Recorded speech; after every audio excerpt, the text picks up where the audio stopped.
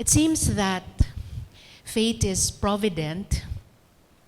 We've been brought together 2 days, no, more than 2 days after, yes, 2 days after Mother's Day and the day after the investiture of the new French president to discuss, celebrate, and work towards further advancing women's rights and gender solidarity in the Philippines, and in so doing, continue this work around the world.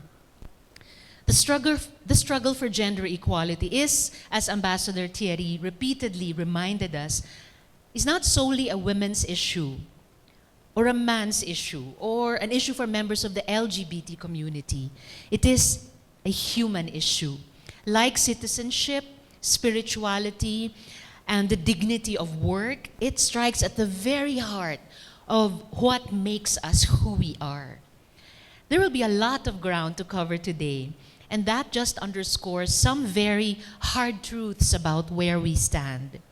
The Philippines, as Ambassador also mentioned, has been lauded as the most gender-equal nation in the ASEAN region, and we've performed well historically since 2006.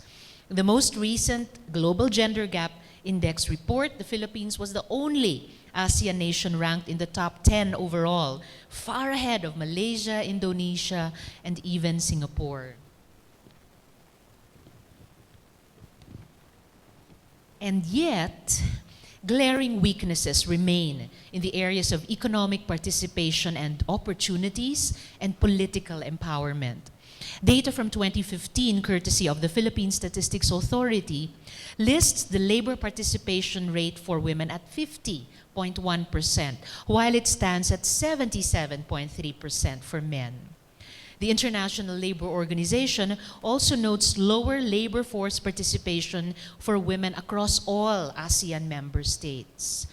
One bright spot for our country is in the category of wage across all occupations where, surprise, surprise, especially for labor, women reportedly earn slightly more than men in the Philippines.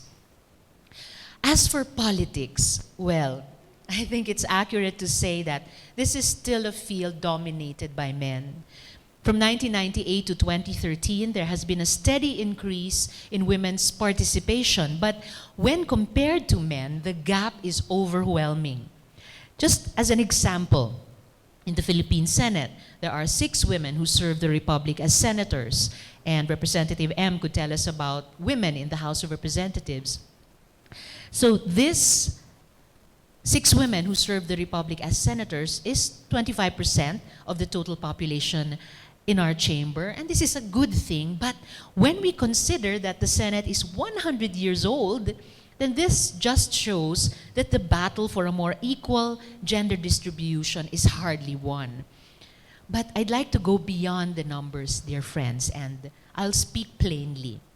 The political language, behavior, and values of our beloved country are still beset by a culture of misogyny and sexism that belies any statistic. It's completely unacceptable that we have elected officials who profess to love their wives, daughters, and sisters, and yet flagrantly defend cheating on them.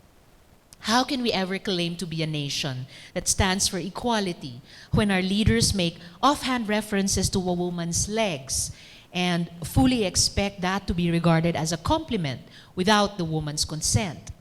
How can we have officials catcalling a reporter in the middle of a press conference and not acknowledge such disrespect? How can we have a head of state who treats rape as a laughing matter, or for that matter, other government leaders who apologize on behalf of his sexism? The short answer is, we can't. Some might say that this is just talk. See past his words and look at his message. To this I say, yes, we have seen past his talk. We have seen and heard his message. And we've seen and suffered the very real consequences his words bring. And if anything, they've incited violence and emboldened others to silence those who exercise the right to meaningful dissent. This culture is nothing new, but it has certainly gained ground over the last year. It continues to find space, and sadly, it has found new mouthpieces. This language, combined with a culture of impunity and blatant disregard for law and human rights, is the clearest, most gruesome manifestation of macho values as an excuse to use violence to defend the chauvinistic sensibilities of honor. What continues to appall me is that even after repeated calls from the United Nations and our other friends from the diplomatic community to cease the violence, reason remains unheeded. There's no honor in any of this. As part of its report, 45 members of the United Nations Human Rights Council called for a stop to the extrajudicial killings and to withdraw proposals in the Philippines for the reimposition of the death penalty. This is to date the strongest statement from the international community on the climate of violence that has gripped this country. And the UNHRC's message rings unequivocally clear. A culture where people are killed before their guilt is proven has no place in any self-respecting democracy. A culture where differing opinions are silenced and people are cowed into submission and blindly told to follow in the name of a so-called better future, while the poor and the voiceless lie dead in the streets, is not a culture worth embracing. Anyone familiar with the cycle of abuse knows that violence begins with language.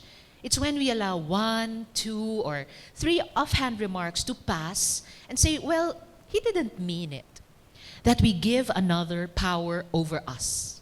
This is where victim blaming comes from. One cannot claim to work for the welfare of a woman and at the same time silence her for speaking her mind. Which is why, as I continue to work in the Senate, as Rep. M and other sisters continue to work in the House, I've authored 3 bills that further empower women and protect us against the many forms of violence we face. These measures are collectively known as the Tres Marias bills. In succession, they are Senate Bills 1250, 1251, and 1252. 2 of the bills aim to strengthen and expand existing laws, and the third breaks new ground. Senate Bill 1250 expands our definition of sexual harassment to include acts done by a peer and by a subordinate to a superior, because we recognize that sexual harassment is an issue of power. Senate Bill 1251 is the Gender-Based Electronic Violence Act. This is our way of penalizing those who prey upon women and members of the LGBT community online. It criminalizes homophobic or misogynistic language, and it also penalizes the unauthorized use of a person's online status, the taking of a person's photograph, or the videotaping of a person without her or his consent. The third bill, Senate Bill 1252, strengthens the existing Anti-Rape Act, as I was just talking about with a sister who's working with a French NGO working on Panay Island. This bill seeks to raise the maximum age of statutory rape from 12 to 18 and to put the issue of consent front and center of the crime of rape. More recently, we also filed Senate Bill 1326, or the Safe Streets and Public Spaces Act of 2017. This piece of legislation penalizes stalking, wolf whistling, and catcalling. This is our way of saying the work is not done and that we will always remain vigilant and responsive to any challenge to women's rights in this or any other time. Before I end and turn the floor over to the powerful women who will share their thoughts with us today, I'll take a page from the old world. Saint Joan of Arc is one of the patron saints of France. She led her nation to victory against the English when she was 19 and was from a humble peasant family. She proved that neither youth, lack of a formal education, nor the prejudices of her time were obstacles to victory and social transformation. In her trial records, she is quoted as saying, "There is a saying among children, sometimes one is hanged for speaking the truth." We must continue to stand for the truth, unafraid, so that our daughters and sons do not have to die for it. And so, I stand with all of you in the conviction that gender equality is human equality, regardless of flag, color, or creed. And let's continue to walk together and struggle together, unafraid, for the creation of a better world. Maraming salamat po. Merci beaucoup. Mabuhay tayong lahat.